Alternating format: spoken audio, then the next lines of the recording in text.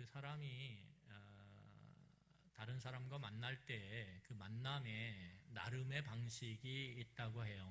나름의 방식이 있죠.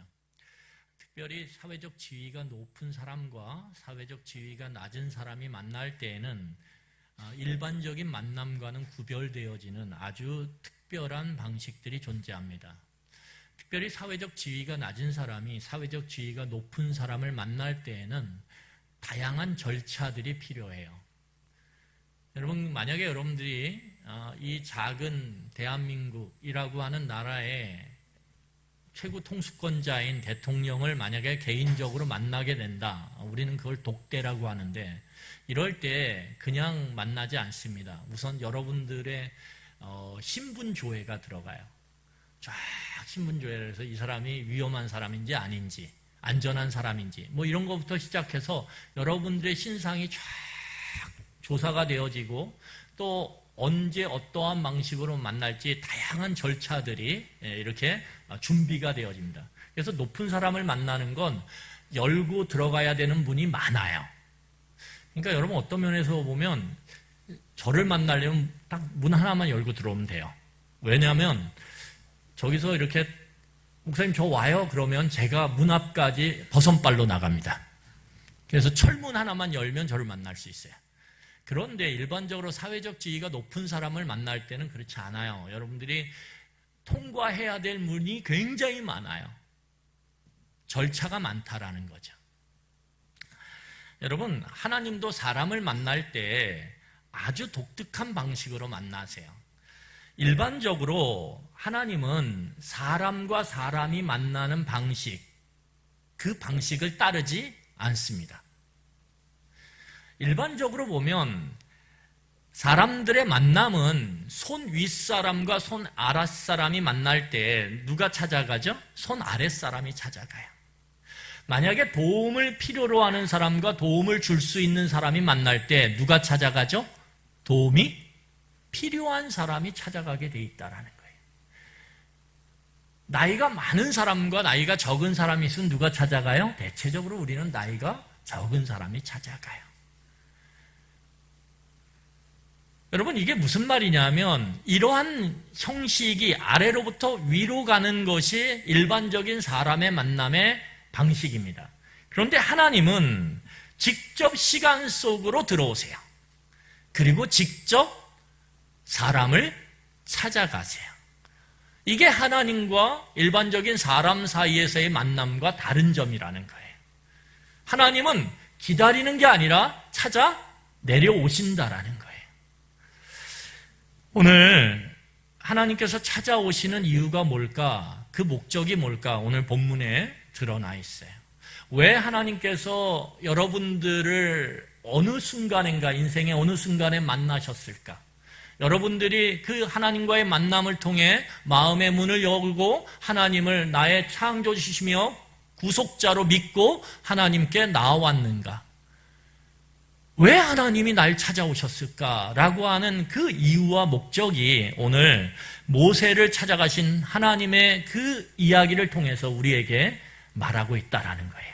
우리 한번 그 이야기를 같이 살펴보며 영적 교훈을 나누길 바랍니다. 여러분, 사람은 누구나 다양한 상황과 시간 속에서 외로움을 느끼며 삽니다. 여러분, 사람들이 옆에 많다고 내 남편도 있고 자식들도 있다고 외로움을 안 느끼는 게 아니에요. 그렇죠? 주로 여성분들이 고개를 끄덕여요. 이걸 뭐라 그러냐면 군중 속의 고독이라고 얘기합니다. 사람은 많은데 옆에 막 왁자지껄한데 나는 외로워요. 이런 걸 영화나 드라마에서 보면 어떻죠? 막 왁자지껄하고 막 부어라 마셔라 그러는데 스포트라이트가 한 사람에게 쫙 맞춰지면서 그 사람의 표정, 그 사람의 몸짓 이런 게 뭐예요? 아, 외로움을 느끼고 있구나 라는 걸 알 수 있게 그렇게 보여지죠. 우리 인생사에도 우리가 상황과 시간 속에서 외로움을 느낀다라는 거예요. 내 옆에 듬직한 남편이 있는데, 내 옆에 너무 예쁜 아내가 있는데, 내 옆에 너무 사랑스러운 아이들이 있는데도 우리는 그 속에서 외로움을 느끼며 살아간다라는 거예요. 여러분, 특별히 견디기 어려운 굉장히 혹독한 현실, 그것이 경제적 어려움이든 그것이 몸에 어떤 병으로 오는 그러한 고통이든 상관없이 내 삶에 혹독한 현실이 찾아오게 되면 우리는 그 속에서 혼자라는 것 때문에 두려움을 느끼게 됩니다. 그래서 이 홀로됨의 두려움, 이건 평상시 잘 못 느껴요. 우리가 그냥 막 정신없이 살아갈 때는 잘 못 느껴요. 근데 우리의 감각이 착 잦아들 때, 밤이죠, 밤. 여러분, 감각이 잦아들 때가 밤이에요. 그래서 치통도 언제 아파요? 그냥 던지는 질문인데 대답을 좀 해주세요. 치통이 언제 제일 아파요? 밤에 아파요. 낮에 활동할 때는 몰라요. 감각이 막 딴 데 분산되어 있으니까. 그런데 모든 그 감각들이 잦아들어서 내 뭔가 몸의 아픈 부분에 집중하는 그 순간, 그게 밤이에요. 그 혹독한 두려움이 찾아오는 그 밤에 홀로 된다라는 것이 얼마나 겁나는 것인지 우리는 절감하게 된다라는 거예요. 여러분, 그래서 홀로 되는 두려움은 위기와 아무도 나를 도울 수 없다라고 하는 이 두 가지 요소가 딱 만나면 아무도 날 도와줄 수 없는데 위기예요. 나는 그냥 혼자인데 어려움이 내 삶 가운데 착 찾아오면 이 두 가지가 딱 만나는 순간 우리는 혼자 됐다라는 게 얼마나 두려운 것인지를 절감하게 된다라는 거예요. 오늘 이스라엘 백성들이 애굽에서 이 홀로됨의 두려움을 온전히 온몸으로 느끼며 살아가고 있습니다. 우리 2장 23절, 출애굽기 2장 23절이에요. 우리 한번 본문을 같이 살펴보도록 하겠습니다. 출애굽기 2장 23절 같이 읽겠습니다. 시작.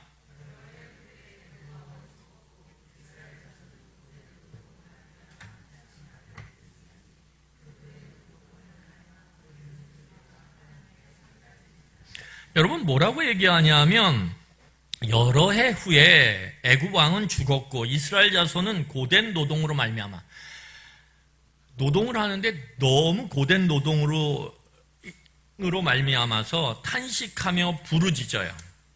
얼마나 힘든지 탄식하며 부르짖어요. 여러분, 이스라엘 백성들이 살고 있는 애굽은 굉장히 독특한 구조를 갖고 있는 사회입니다. 어떤 사회냐 하면 사람의 가치를 왜곡시키는 구조를 갖고 있어요.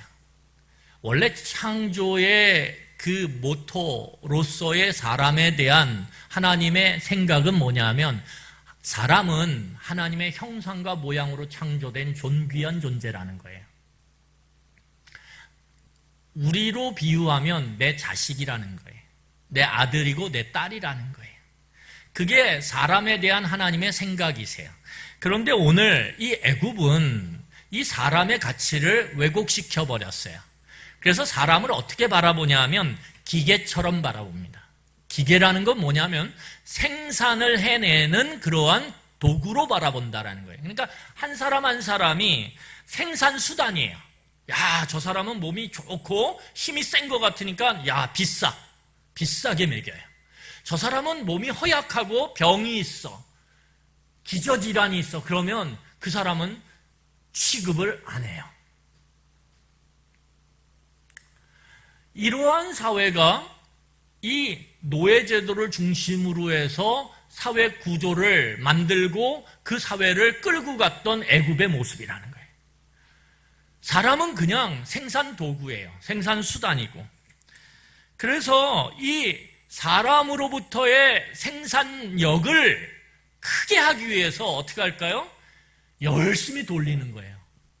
여러분, 열심히 돌리는데 기계는 열심히 전기 꽂아서 돌리면 돼요. 그러면 기계가 여러분, 저 오늘 24시간 중에 23시간 30분을 일했습니다. 주인님, 30분밖에 안 쉬었어요. 이럽니까? 기계는 그냥 돌아가는 거예요. 파괴될 때까지. 고장 날 때까지. 그런데 이 애굽이라는 사회는 사람을 그렇게 봤다라는 거예요. 근데 사람은 어떻게 해요? 일하다가 힘들면 쓰러져요. 일하다가 힘들면 못하겠어 이래요. 그러니까 기계와 다르기 때문에 사람은 그렇게 강제적으로 할 수가 없어요. 그런데 기계처럼 대해요. 그럼 어떻게 할까요? 때리는 거죠. 폭력을 행사하는 거예요. 그래서 채찍으로 때리고, 그리고 그들을 강제로 억압하고, 그러면서 기계처럼 일하도록 만드는 사회가 이 애굽 사회였다라는 거예요. 연약하고 힘이 없는 사람은 돌봄의 대상이 아니라 뭐예요? 폭력과 착취 끝에 결국은 뭐야? 소용없으면 생산을 못하면 폐기돼야 될 존재라는 거예요. 여러분, 이렇게 사람의 가치가 훼손된 곳에서 들려오는 소리가 있어요. 그 소리는 무엇이냐면 울부짖음이에요.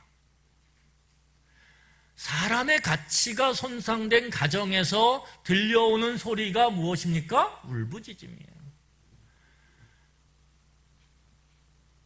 부모가 자식을 공부하는 기계처럼 생각하고 계속 공부하도록 억압하고, 그리고 폭력을 행사하면, 그게 말의 폭력이든 표정의 폭력이든 상관없이 폭력을 행사하면 아이들 가운데 들려오는 소리가 뭐예요? 신음소리라는 거예요. 끙끙대는 거예요. 살려달라고. 여러분, 그런데 이스라엘 사회 가운데, 이스라엘 백성 가운데 이러한 강요되고 억압된 이 폭력, 그리고 자기들의 가치를 왜곡시킨 이 애굽의 통치자들의 그 모습보다 더 힘든 게 있었어요. 더 힘든 게 뭐냐면, 우리를 그냥 일하는 기계처럼 생각하는구나, 노동하는 기계처럼 생각하는, 그거보다 더 힘든 게 뭐냐면 오늘 본문을 보면 하나님의 부재라는 거예요. 그들의 조상과 약속을 했던 하나님이 사라져버린 거예요. 여러분, 이걸 다른 말로 말하면 하나님 실종 사건이 일어난 거예요. 하나님이 없어요. 여러분, 이스라엘 백성들도 인생이 힘들다는 것 알아요. 이스라엘 백성들도 인생은 희노애락이구나 알아요. 하루 종일 일하다가 그래도 힘들어 죽겠는데, 그래서 인생 포기하고 싶은데 그래도 집에 들어가서 웃으면서 반기는 내 자식 바라보면 그래도 살아갈 힘이 좀 생겨요. 인생에 그래도 기쁨이 좀 있네. 그러면서 또 내일의 그 두려움을 온몸으로 감당해내려고 또 일어나는 거예요. 그게 인생인 걸 이스라엘 백성들, 이 애굽 사회 가운데 살아갔던 이스라엘 백성들도 안다라는 거예요. 그런데 문제는 뭐예요? 하나님이 없는 거예요. 왜 그러냐면, 자, 시편 13편 1편을 보면 안 찾으셔도 돼요. 이렇게 시인이 이야기해요. 다른 건 다 참겠는데, 원수가 날 공격하는 것도 참겠는데, 내가 정말 모함당하는 것도 참겠는데, 내가 못 참는 게 있다라는 거예요. 시편 13편 1절에 뭐라고 얘기하냐면 이렇게 얘기합니다. 여호와여, 어느 때까지니까 나를 영원히 잊으셨나이까? 주의 얼굴을 나에게서 어느 때까지 숨기시겠나이까? 너무 고통스러운데, 그래, 인생은 희노애락이 있지, 그러면서 파편적이지만 그래도 기쁨이 있어요. 그걸로 그래도 이겨내요. 그런데 문제는 뭐예요? 아무리 부르짖어도 하나님이 응답이 없어요. 약속하셨는데. 여러분, 이스라엘 백성들이 아무리 힘들고 어려워도요, 우리 자신들을 사랑하시는 하나님의 그 사랑 때문에, 그리고 그 하나님이 그 사랑으로 나를 여전히 바라보고 계신다라고 하는 그 사실 때문에 그래도 오늘을 견디는 거예요. 그리고 내일의 소망을 바라보는 거예요. 여러분, 포기하고 살고 싶고 이제 절망 가운데서 이제 그만 끈을 놓자라고 하는 그 절망의 순간에도 그래도 나를 도우시는 하나님이 계시다라는 그 사실 때문에 오늘을 버티는 거예요. 그리고 다시 한번 다시 한번 눈 찔끔 감고 내일을 살아가도록 그렇게 다리에 힘을 팍 주고 일어나는 거예요. 그런데 그들이 고통 가운데 있는데 일어날 힘이 없어요. 왜요? 하나님이 느껴지질 않아요. 하나님의 흔적이 보이질 않아요. 그 조상 때는 그렇게 하나님이 살아계심의 흔적들을 많이 보여줬다는데 이 엄청난 고통 가운데서 부르짖는 이스라엘 백성들에게 흔적을 보이질 않아요. 하나님의 움직임이 느껴지지 않아요. 하나님의 있음이 두려움의 현실 가운데 경험되지 않아요. 홀로됨의 두려움 가운데 하나님은 있다! 이 어두움 가운데 하나님은 보이지 않지만 있다라고 하는 게 느껴지지 않아요. 아무리 부르짖어도 하나님의 대답이 말씀을 통해서 들리지 않아요. 아무리 신음해도 내가 끙끙대도 하나님이 오셔서 그 너른 손으로 나를 만지시며 위로해 주지 않아요. 여러분, 이게 이스라엘 백성들이 절망하는 이유예요. 우리도 동일해요. 살아가는데 희노애락이 왜 없겠습니까? 그렇게 끝까지 건강하게 튼튼하게 당차게 힘있게 그렇게 우리 가정을 이끌고 살아갈 것 같았던 아버지가 힘없이 툭 쓰러져요. 그렇게 나를 향해 끊임없이 퍼주는 사랑으로 돌보던 그 어머니가 어느 순간인가 내 앞에서 힘없는 노인으로 그렇게 침대에 누워있어요. 여러분, 그 현실 가운데서, 마주하는 그 현실 가운데서 하나님이 내 소리를, 내 그 마음을 들어주고 알아줄 거라고 느껴지지 않을 때 우리는 거기서 무릎이 꺾이고 긴 한숨이 우리의 삶을 덮어버릴 정도로 그렇게 뿜어져 나오는 거예요.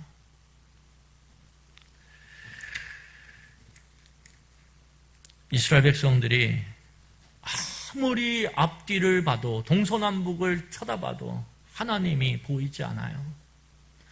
이게 이스라엘 백성들이 당면한 가장 절망적인 모습이고 가장 두려운 모습이라는 거예요.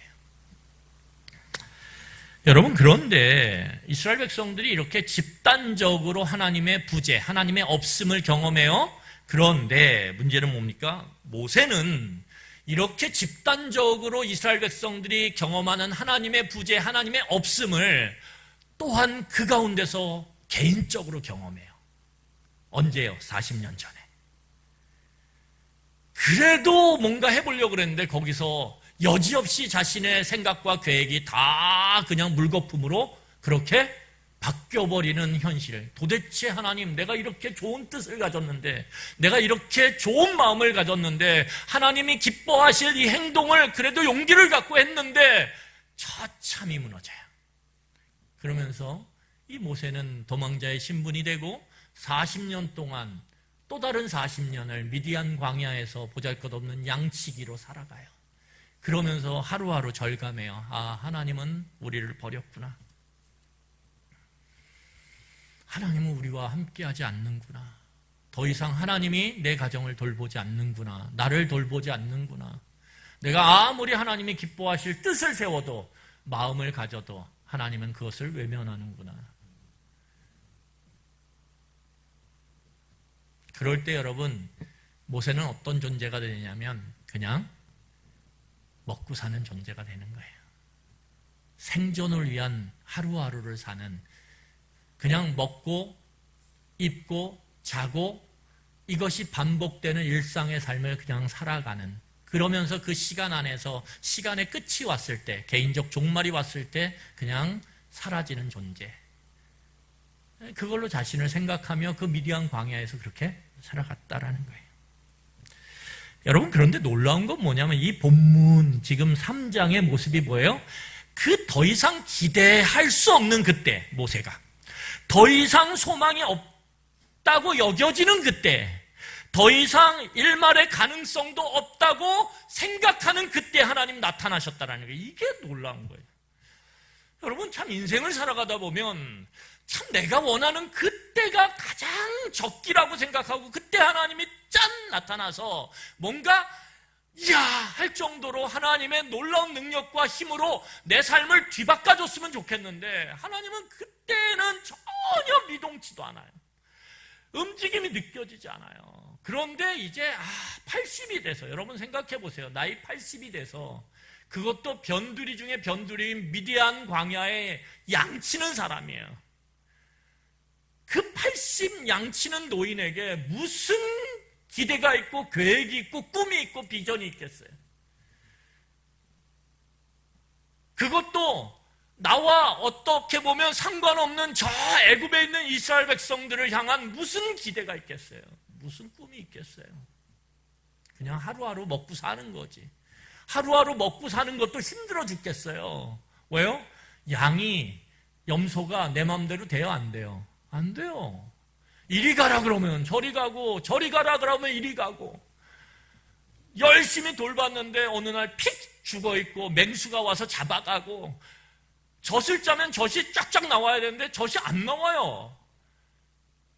내 맘대로 되는 게 별로 없어요. 그러니까 일용할 양식을 구하며 살아가는 것도 참 버거운 일이에요. 이 거친 미디안 같은 세상 속에서. 그런데 하나님이 그 모든 기대와 모든 소망과 모든 가능성이 다 사라졌다라고 생각하는 그 순간에 이 모세는 하나님의 임재를 경험해요. 여러분, 하나님이 얼마나 놀라우시냐면 나중에 집에 가셔서 3장 쭉 보세요. 보시면 하나님께서 모세의 움직임을 다 꿰뚫고 있어요. 그리고 모세가 어디로 갈지 이걸 다 꿰뚫고서 어떻게 합니까?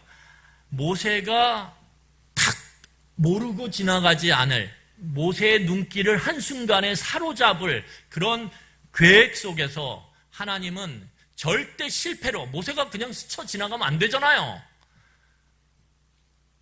그 떨기나무에 붙은 불길을 탁 했을 때 모세가 지나가는 동선 가운데서 모세의 그 눈을 딱 사로잡을 수 있는 그 모든 치밀한 계획 가운데서 딱 등장하세요.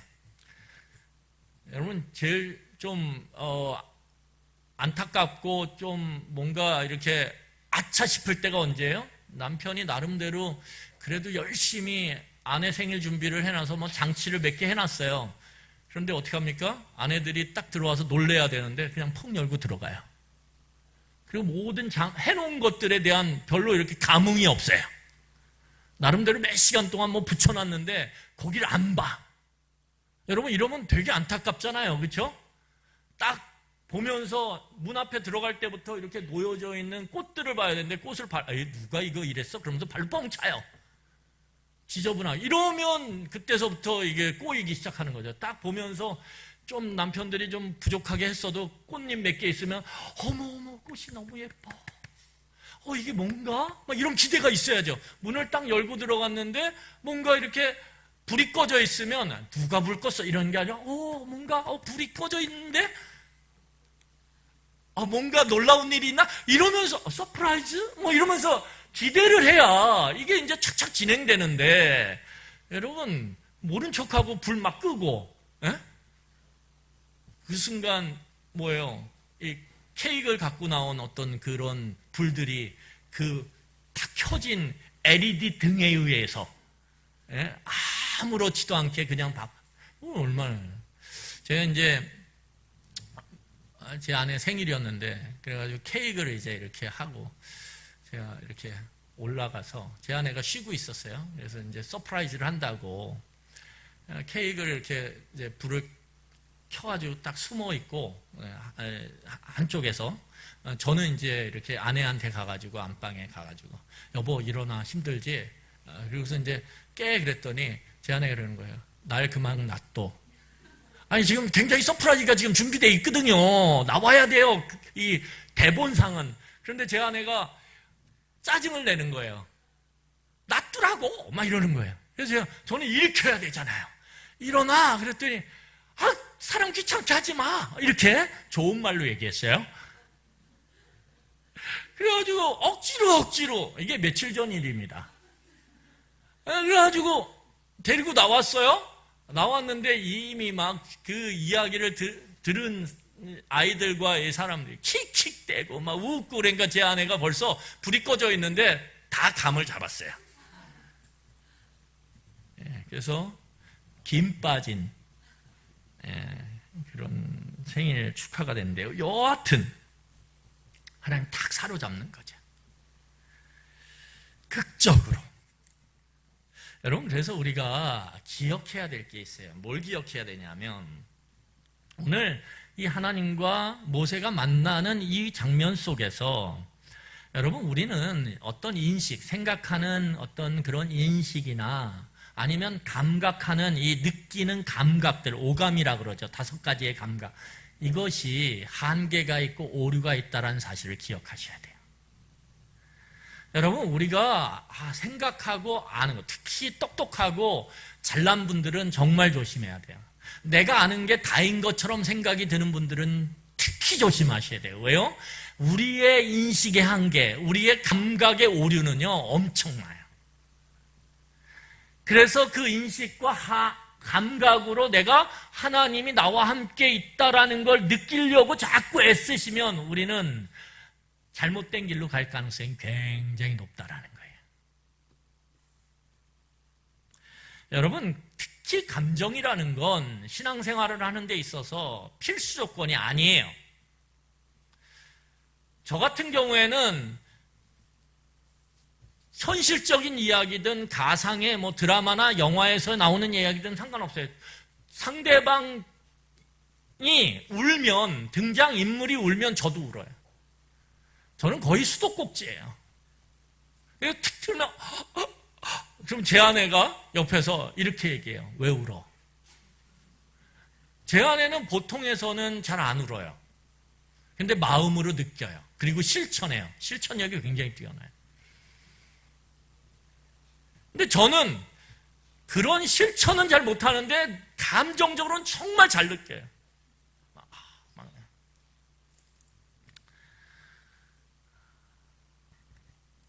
이 감정이라는 걸 갖고 어떤 신앙생활을 하고 그것을 평가하면 굉장히 위험하다라는 거예요. 내가 오늘 예배 드리는데 기도하는데 막 울음이 터져 나오고 막 가슴이 막 떨렸어. 하나님이 나와 함께 계시는구나. 근데 어느 순간인가 아무리 기도해도 감정이 막 북받쳐 오르지 않아요? 동요되지 않아요? 하나님이 나와 함께 하지 않는구나. 하나님이 어디 가셨지? 안 보이시는구나. 굉장히 위험하다라는 거예요. 여러분, 우리가 예배드리는 가운데서, 기도하는 가운데서 이 생각의 한계, 감각의 오류를 염두에 두어야만 우리는 하나님의 부재라고 하는 이러한 잘못된 판단에서 벗어날 수 있어요. 하나님은 언제나 우리를 지켜보고 계세요. 내 동선을 다 파악하고 계세요. 여러분, 그래서 오늘 하나님께서 이렇게 말씀하세요. 자, 7절을 보세요. 오늘 본문 우리 읽었던 3장 7절을 같이 읽겠습니다. 같이 읽겠습니다. 시작.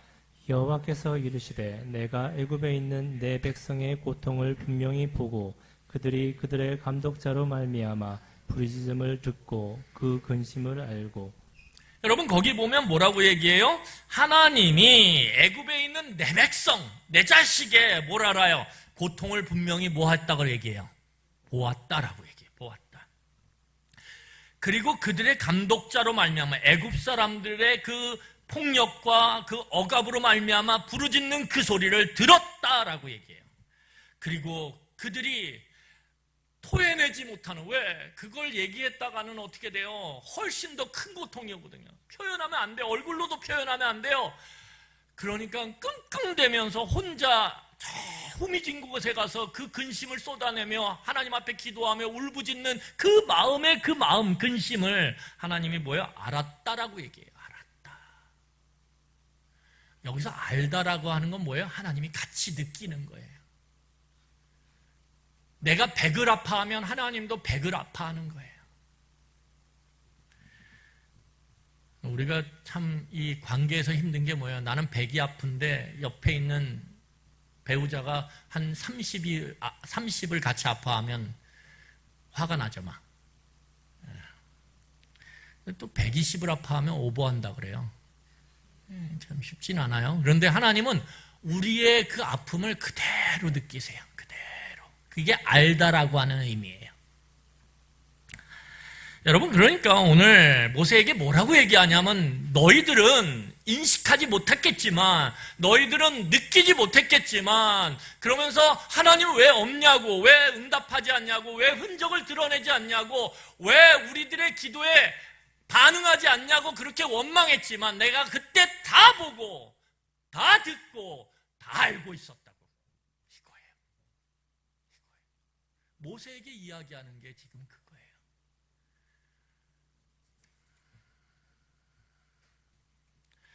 여러분, 우리가 이 사실이 막 의심이 가요? 이 사실이 잘 믿어지지 않아요? 그럴 때마다 여러분들을 어디로 끌고 가셔야 되냐면, 다른 데로 끌고 가시면 안 돼요. 여러분 마음 가운데 하나님이 도대체 내 이 고통을 듣고 계시나? 알고 계시나?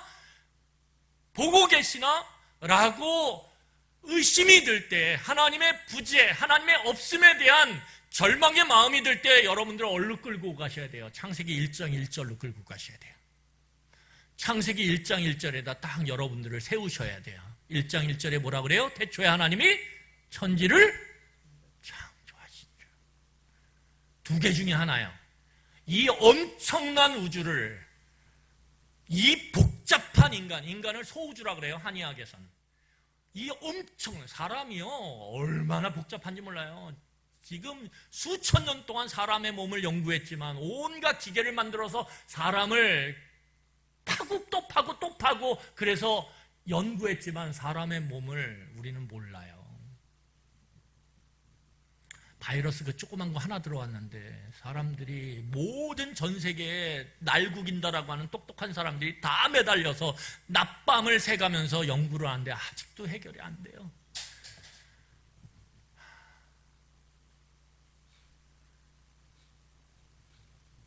그런데 이 세상이 그냥 저절로 우연히 만들어졌다고요?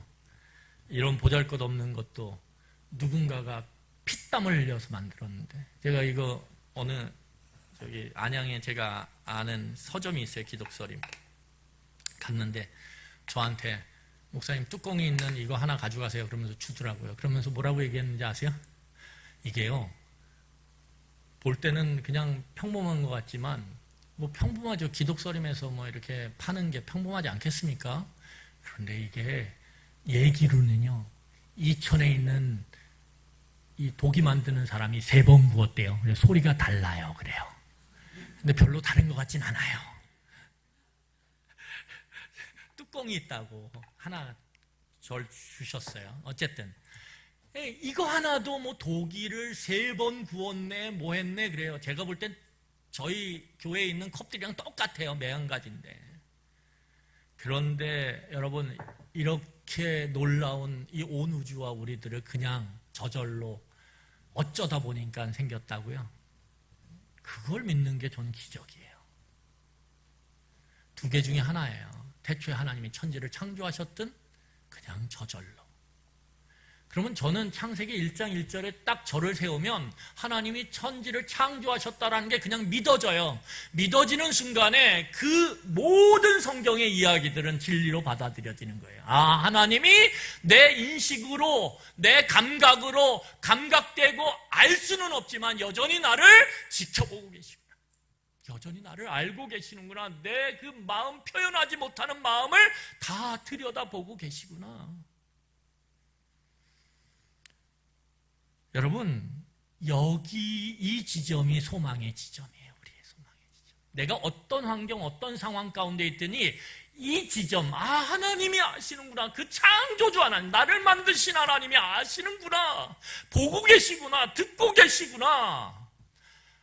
내 부모도 듣지 못하는, 알지 못하는 내 소리와 내 마음을 하나님은 듣고 계시고 알고 계시는구나. 이 지점이 우리의 소망의 지점이고 위로의 지점이라는 거예요. 여러분, 시편 121편 3절을 같이 한번 읽도록 하겠습니다. 시편 121편 3절이에요. 같이 읽겠습니다. 시작. 여호와께서 너를 실족하지 아니하게 하시며 너를 지키시는 이가 졸지 아니하시리로다. 여러분, 하나님은요, 오늘 본문을 보면 그냥 듣고 알고 그리고 보고 있는 걸로 그냥 멈추시는 분이 아니에요. 능력이 없으면 어쩔 수 없어요. 능력이 없고 힘이 없으면 그냥 보고 듣고 아는 정도에서 그냥 멀찍이서 서 있어요. 왜? 내가 가야 소용이 없으니까. 그런데 하나님은 어떤 분이세요? 창조주세요. 그 창조주가 어떻게 하십니까? 직접 우리 가운데로 내려오세요. 이게 하나님의 놀라운 만남의 방식이에요. 하나님이 내려오신다라는 거예요. 울부짖는 소리 한가운데로 찾아오신다는 거예요. 하나님의 때. 고통의 현장, 우리가 그렇게 신음하는 그 현장으로 하나님 찾아오신다는 거예요. 억압당에서 매맞는 그곳에 하나님이 찾아오신다는 거예요. 어떻게 해요? 직접 방문이에요. 하나님은 코로나19 사태 속에서도 비대면은 사양하십니다. 하나님 찾아오셔서 대면하세요, 우리랑. 그 어느 시점에. 거기가 감옥이든, 거기가 뭐 인생에 정말 아무도 나를 돌아보지 않는 그 홀로됨의 절망적인 웅덩이든 상관없어요. 하나님은 어디든지 찾아오세요. 하나님의 때.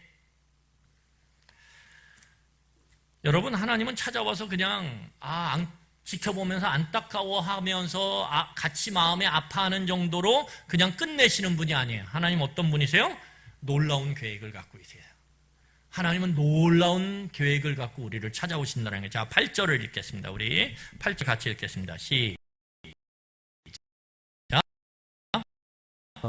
그들을 애굽인의 손에서 건져내고 그들을 그 땅에서 인도하여 아름답고 광대한 땅, 젖과 꿀이 흐르는 땅, 곧 가나안 족속, 헷 족속, 아모리 족속, 브리스 족속, 히비 족속, 여부스 족속의 지방에 데려가려 하노라. 하나님이 내려오시면 반드시 일이 일어나요.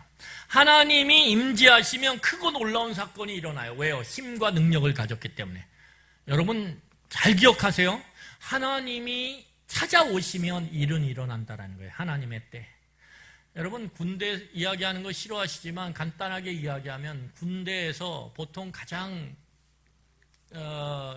뭔가 힘과 능력을 가진 사람이 사단장이에요, 보통. 근데 이 사단장이 군대를 늘 방문하는 게 아니라 가끔 방문, 1년에 한 번, 2년에 한 번 가끔 방문해요. 방문을 하면 어떻게 될까요? 힘과 능력이 있는 사람이 오잖아요. 모든 게 바뀌어버려요. 사단장이 왔는데 변한 게 없다. 그런 일은 없어요. 사단장 방문 날이 되면 심지어는 뭐까지 바뀌어요? 슬리퍼까지 바뀌어요.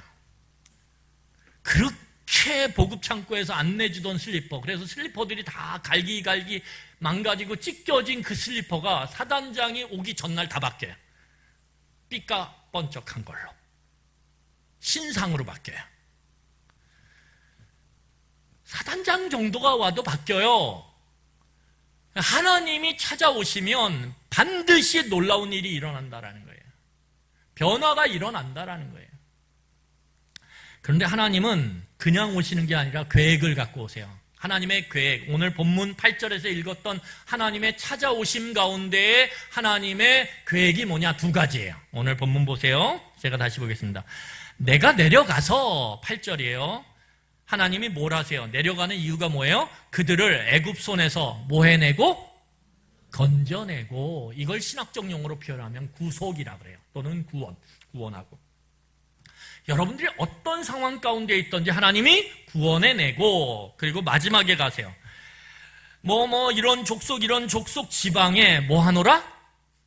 데려가려 하노라. 뭐예요? 가나안 땅으로 들어가는 거죠. 젖과 꿀이 흐르는 땅. 이게 뭐냐면 신학적 용어로 얘기하면 풍성한 삶이라는 거예요. 그래서 하나님의 계획은 뭐냐면 우리를 찾아오시는 계획. 여러분들이 죄 가운데서 세상 가운데서 하나님 모르고 살았을 때 하나님이 어떠한 때에 어떠한 방법으로 찾아오셨든 찾아와서 이 자리에 있는 거잖아요. 그럴 때 하나님은 두 가지를 계획하시는 거예요. 뭐예요? 여러분들을 그 죄에서 구원해내는 거랑 그 억압과 착취 가운데서 그 현실의 어려움 가운데서 구해내는 거랑 뭐예요? 여러분들이 풍성한 삶을 하나님과 함께 살아가는 것. 하나님의 임재 가운데 그 하나님의 도우심을 경험하며 이 거친 세상을 노래하며 그렇게 걸어가는 것. 이 풍성한 삶, 이 두 가지가 하나님의 찾아오심의 계획이라는 거예요. 그건 오늘도 동일해요. 여러분, 하나님의 계획은요, 우리 사람의 생각과 기대를 넘어섭니다. 사람의 생각은요, 굉장히 단편적이에요. 꼭 기억하세요. 굉장히 단선적이에요. 요 문제만 해결되면. 내가 지금 자식 문제가 있는데 자식이 내 말을 안 들어. 요 문제만 해결되면 나는 더 바랄 게 없겠는데. 야, 사업, 요 문제만 해결되면, 야, 이제 우리 집은 더 이상 원할 게 없는데, 사람은 자기에게 가장 힘들고 어려운 그 문제만 해결되면 다른 모든 게 다 괜찮을 거라고 생각해요. 이게 사람의 생각과 기대의 단편성, 그리고 단선성이에요. 굉장히 단순해요, 우리들은. 왜요? 사람을 이야기해서 뭐라고 얘기합니까? 한 치 앞을 모른다고 얘기하잖아요. 우리가 그런 존재예요. 당장 나한테 힘들고 어려운 것만 해결되면, 그리고 하나님 앞에 막 부르짖어요. 하나님 이것만! 막 그러죠. 그런데 하나님은 다르세요. 하나님의 계획과 기대는 뭐냐면 굉장히 종합적이에요. 그리고 입체적이에요. 야, 네가 이게 해결됐다고 네 삶이 괜찮을까? 아니야, 너는 이것 때문에 더 큰 죄를 질 거야. 아니야, 이게 해결되면 너는 교만해질 거야. 그래서 네 안에 있는 더 많은 문제들이 일어날 거야. 그게 뭔지는 모르지만 하나님의 생각과 하나님의 계획과 바라봄은 우리의 모든 면, 우리의 360도, 쫙 360도 뭐가 이렇게 찍을 때 돌잖아요. 뭐 MRI든 뭐든 쫙 돌잖아요. 우리의 모든 점을 파악하고 있다는 거예요. 그런데 우리는 뭐밖에 몰라요? 이거밖에 몰라요.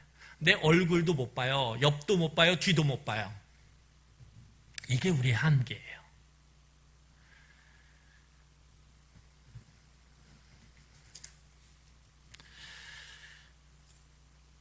여러분, 하나님께서 모세를 찾아오셔서 이스라엘 백성들을 향해서 하나님의 계획을 말씀하실 때 내가 이스라엘 백성들을 구해낼 거야. 그리고 그들을 풍요로운 삶으로, 풍성한 삶으로 데려갈 거야 라고 말씀하실 때 모세의 상상력이 자극돼요.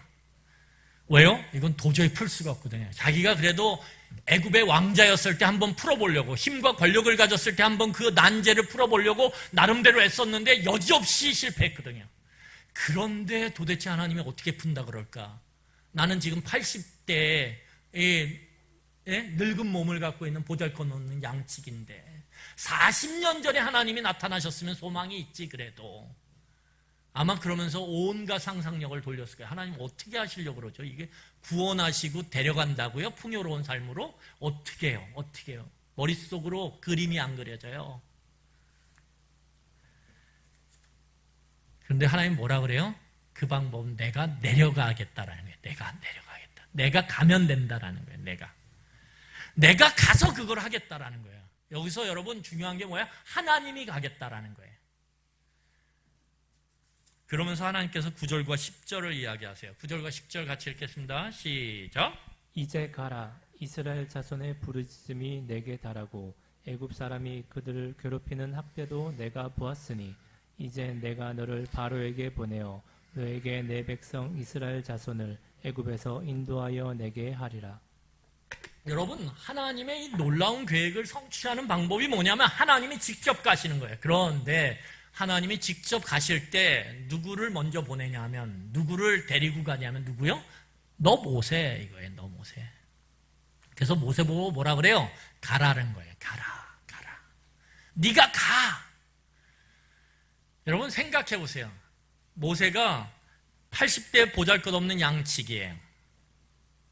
그런데 그 양치기를 통해서 내가 이 놀라운 계획을 성취하겠다라는 거예요. 이건 사람이 생각할 수 있는 그런 생각이 아니에요. 그런데 놀라운 것은 무엇이냐면 하나님께서는 이 철저히 주변부, 철저히 변두리로 밀려난 이 모세를 통해서, 이 나이든 보잘것없는 몸을 통해서 하나님은 이 놀라운 하나님의 구원과 풍성한 삶이라고 하는 이 계획을 이루시겠다라는 거예요. 그러니까 여기서 알 수 있는 게 뭐예요? 결국은 하나님의 계획을 이루는 것은 모세로부터 나오는 게 아니라는 거예요. 누구로부터 오는 거예요? 하나님으로부터 온다라는 거예요. 내가 가는 게 중요하다라는 거예요. 그런데 내가 너를 보내며 함께 가겠다라는 거예요. 여러분, 하나님의 구원 사역 또는 구속 사역, 그리고 그것을 풍성하게 만드는 사역은 어떻게 해요? 주변부와 약함을 사용하세요. 하나님은 보잘것없는 동네 베들레헴에서 태어난, 그래서 나사렛이라고 하는 정말 후미진 주변부에서 자란 목수의 아들 예수, 그 예수를 일으키셔서 이 놀라운 구원과 구속의 삶, 풍성한 삶을 하나님은 성취하셨어요. 여러분, 예수님의 제자들은 어때요? 정말 학식으로 봐도, 가진 걸로 봐도 보잘것없는 사람들이에요. 그 시대에 주류에 절대 들어갈 수 없는 변두리 중에 변두리예요. 약함 중에 약함 중에 있는 그 예수님의 12 제자를 통해서 하나님은 어떻게 하세요? 그들을 통해서 이 예수 그리스도께서 십자가에 이루신 그 구속과 구원과 풍성하게 하는 그 삶을 하나님은 성취해 오셨어요. 여러분, 교회는 어때요? 세상과 비교하면 교회는 정말 먼지 같은 존재예요. 교회가 아무리 건물을 세워도요, 여러분, 세상에서 세우는 건물과 비교할 수 있어요? 없어요. 그런데 그 보잘것없는 사람들이 모인 우리들을 통해서 하나님은 세상을 구원하시고 세상 가운데 풍성한 삶이 무엇인지를 보여주신다라는 거예요.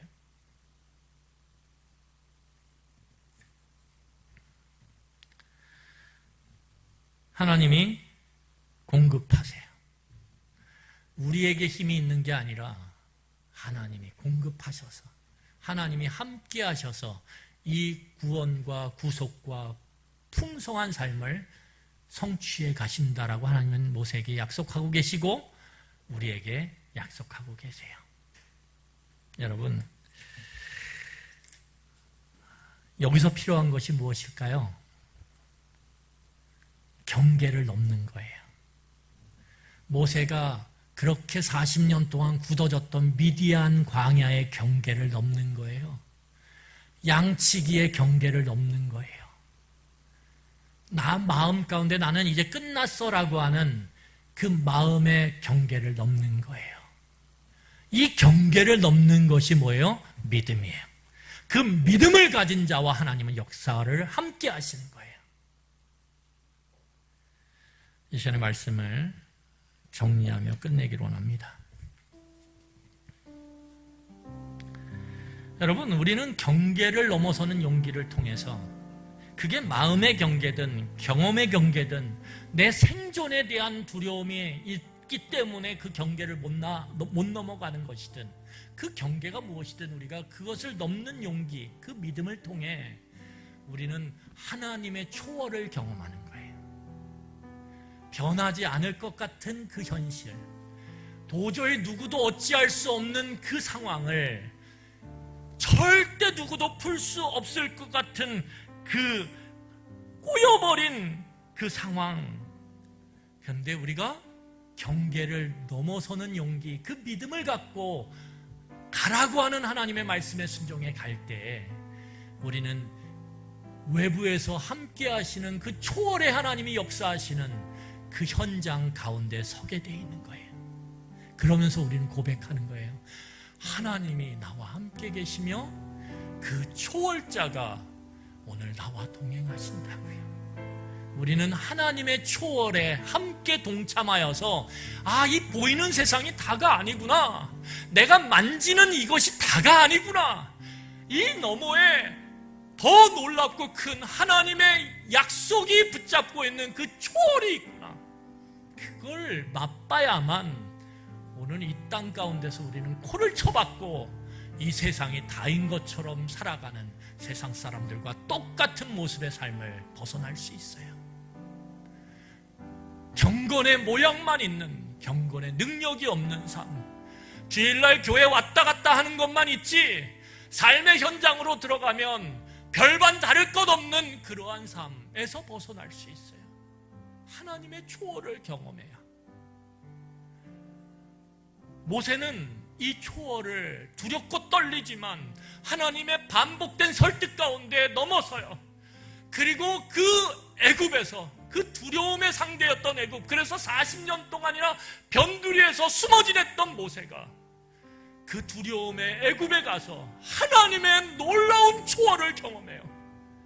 그리고 그는 도저히 세상이 끌어내릴래야 내릴 수 없는 존재로 40년 동안 이스라엘 백성을 올곧게 인도하며 하나님을 바라보며 살아갑니다.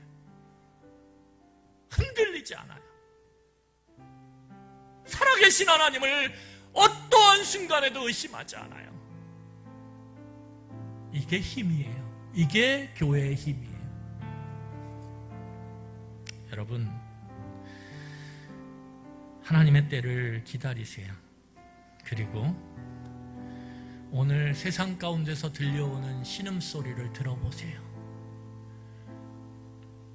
여러분들의 가정 가운데 믿지 않는 식구들이 계세요. 그들이 기뻐하는 얼굴로 살아가는 것 같지만 그들 마음 가운데 죽음에 대한 두려움, 공포, 그 죽음이 만들어내는 그 죽음의 증상들 가운데서의 안타까움, 그 소리를 들어보세요. 애구애구하는 내 시어머니와 내 어머니의 그 절규를 들어보세요. 그리고 거기서 찾아오는 하나님을 보세요.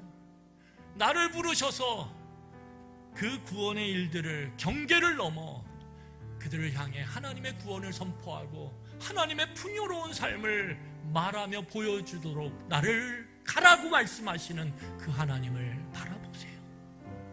그걸 넘어갈 때 우리는 하나님의 살아계심의 그 초월을 경험할 것입니다.